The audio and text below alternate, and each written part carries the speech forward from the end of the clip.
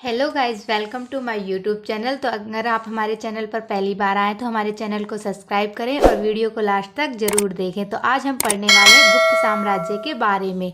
इससे पहले हमने हमारे चैनल पर हिस्ट्री के अन्य वीडियो अपलोड कर दिए हैं, उन्हें आप वीडियो के डिस्क्रिप्शन बॉक्स में प्लेलिस्ट के लिंक पर जाकर देख सकते हैं। ठीक है, तो आज हम पढ़ने वाले हैं गुप्त साम्राज्य के बारे में। तो गुप्त वंश के इतिहास के बारे में जो हमें जानकारी मिली है वो निम्न स्रोतों से मिली है। कौन कौन से स्रोतों से? साहित्यिक स्रोतों से। साहित्यिक स्रोतों में कौन कौन से आते हैं? वायु पुराण, मत्स्य पुराण और कालिदास की रचनाएं और मुद्रा राक्षस, इनसे मिली है। और जो बौद्ध ग्रंथ हैं उनमें कौन कौन से ग्रंथ हैं? आर्य मंजूश्री, मृतकल्प एवं वसुबंधु चरित्र। ठीक है, इनसे हमें जानकारी मिली गुप्त साम्राज्य के बारे में। और विदेशी विवरण से जो विदेशी यात्री आए थे, फाहियान, वेनसांग और अलबरूनी, इनके द्वारा हमें गुप्त साम्राज्य की जानकारी मिली है।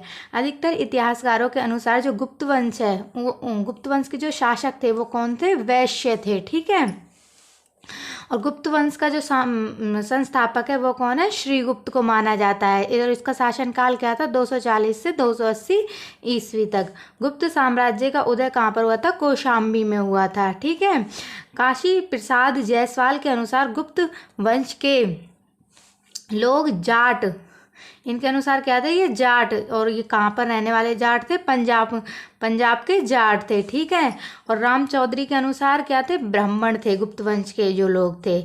और गौरी शंकर ओझा के अनुसार क्षत्रिय थे। और एलन व एंडटेयर के अनुसार वैश्य थे।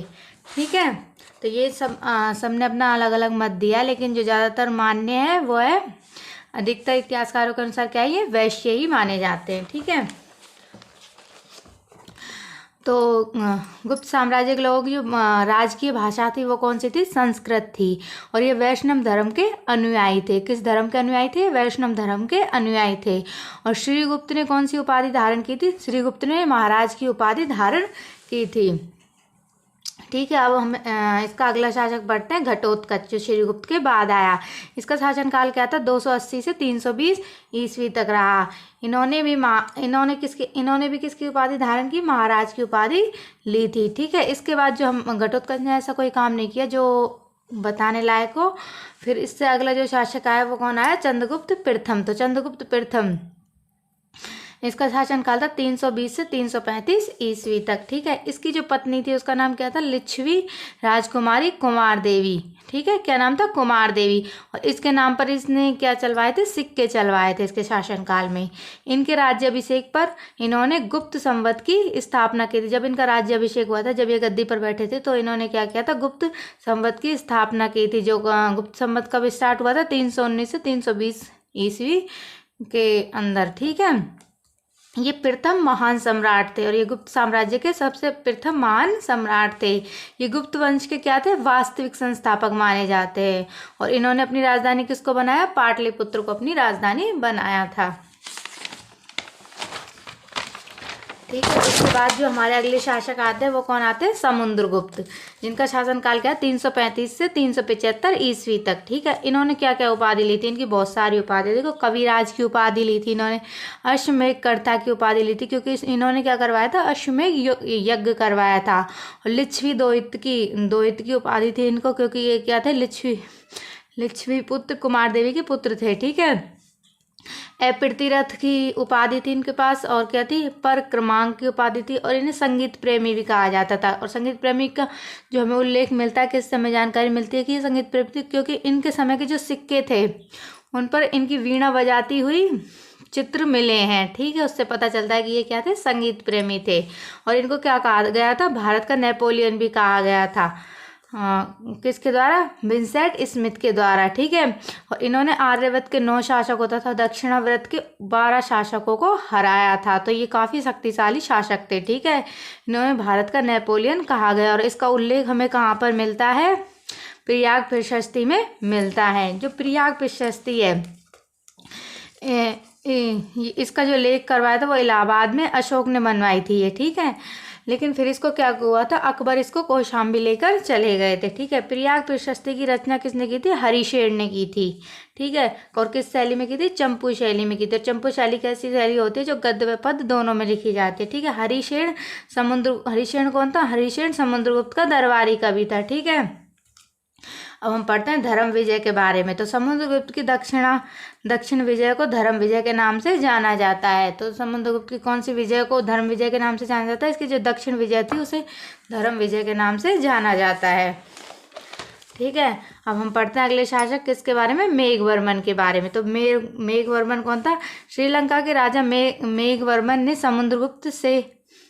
मेघवर्मन कौन था, ये श्रीलंका का राजा था जिसने समुद्रगुप्त से गया में बौद्ध मठ बनाने की अनुमति मांगी थी। ठीक है, समुद्रगुप्त ने 5 चरणों में विजय अभियान को पूरा किया था। ठीक है, तो जो समुद्रगुप्त था, तो समुद्रगुप्त के बाद इसके जो पुत्र थे, कौन सा, इसका जो बड़ा बेटा था उसका नाम क्या था, रामगुप्त था, और इसका जो छोटा बेटा था वो कौन था, चंद्रगुप्त था। तो समुद्रगुप्त के बाद जो शासक बना था वो कौन बना था, रामगुप्त, जिसकी पत्नी का नाम क्या था, ध्रुव देवी था। 375 से 380 ईस्वी तक ही ये शासक रहे, मतलब इसने 5 साल ही शासन किया था।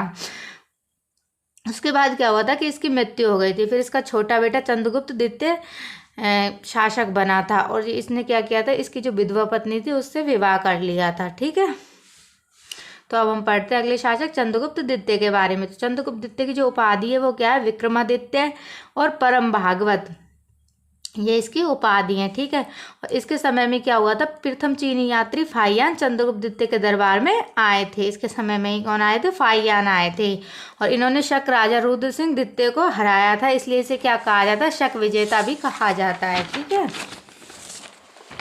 अब हम पढ़ते हैं चंद्रगुप्त द्वितीय के दरबार में नवरत्न रहते थे, यानी 9 विद्वान रहते थे। नवरत्न कौन रहते, जो 9 विद्वान रहते थे। तो कौन कौन से विद्वान, उनके बारे में पढ़ते हैं। तो ये पहला जो विद्वान है वो धन्वंतरी, ये किसका था, आयुर्वेद का ज्ञानी था, मतलब इसको आयुर्वेद से संबंधित ज्ञान था।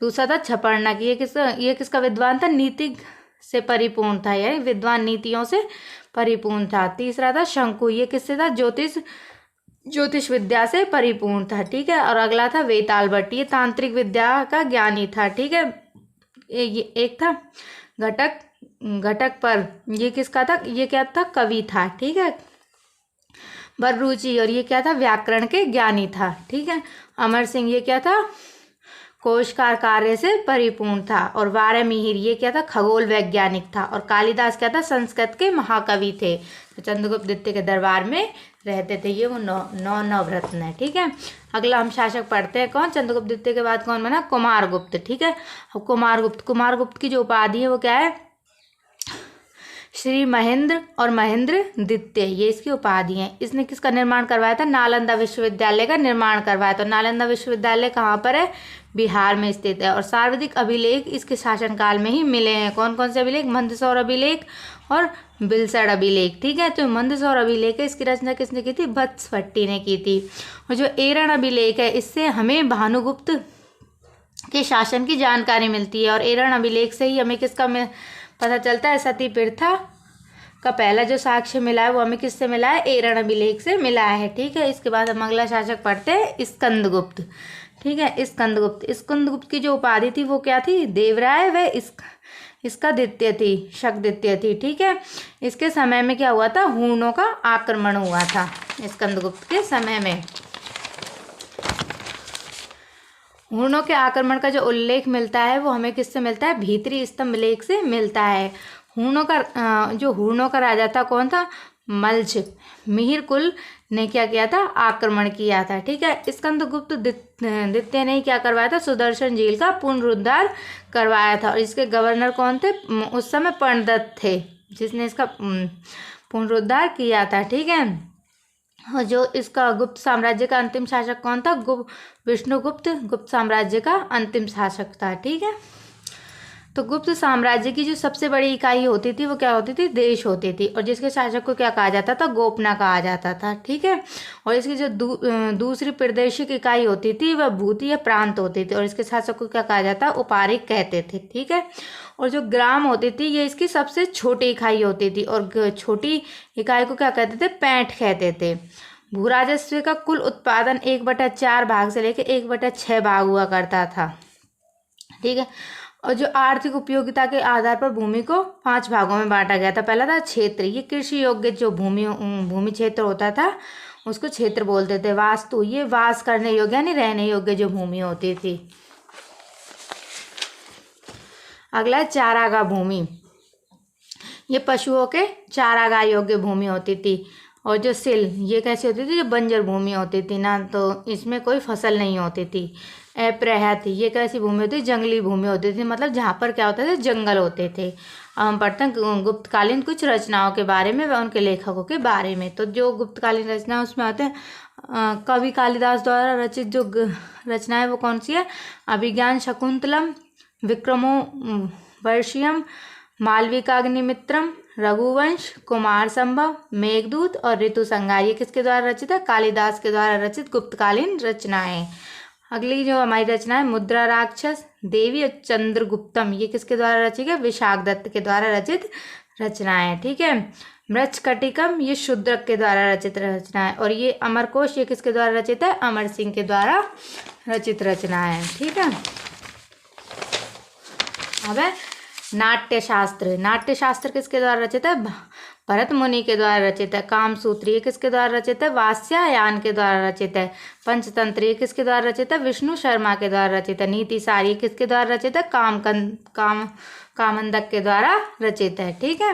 अब हम पढ़ते हैं गुप्त काल के कुछ प्रमुख मंदिरों के बारे में। तो देवगढ़ का जो दशावतार मंदिर है वो कहाँ पर स्थित है, ललितपुर उत्तर प्रदेश में स्थित है। और तिगवा का विष्णु मंदिर है, ये कहाँ पर स्थित है, ये जबलपुर मध्य प्रदेश में स्थित है। और अगला जो मंदिर है हमारा एरन का विष्णु मंदिर, ये कहाँ पर स्थित है, सागर मध्य प्रदेश में स्थित है। भूमरा का शिव मंदिर, ये कहाँ है, सतना मध्य प्रदेश में।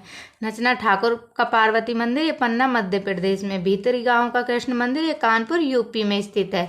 नागौद का शिव मंदिर, ये सतना मध्य प्रदेश में स्थित है। तो ज़्यादातर जो मंदिर है वो कहाँ पर है, ये 5 मंदिर तो कहाँ पर है, मध्य प्रदेश में। और 2 कानपुर का मंदिर और जबलपुर का और ललितपुर का मंदिर, ये कहाँ पर है, उत्तर प्रदेश में स्थित है। ठीक। तो गुप्तकालीन अर्थव्यवस्था का जो मुख्य आधार होता था वो कृषि होता था। मतलब गुप्तकालीन में जो आय का जो मुख्य साधन होता था वो क्या होता था, कृषि होता था। अब हम पढ़ते हैं कुछ अन्य कर जो गुप्त काल में लगाए गए थे। ठीक है। तो विष्टि, ये कैसा कर था, बेगा या निःशुल्क श्रम कर था। ठीक है।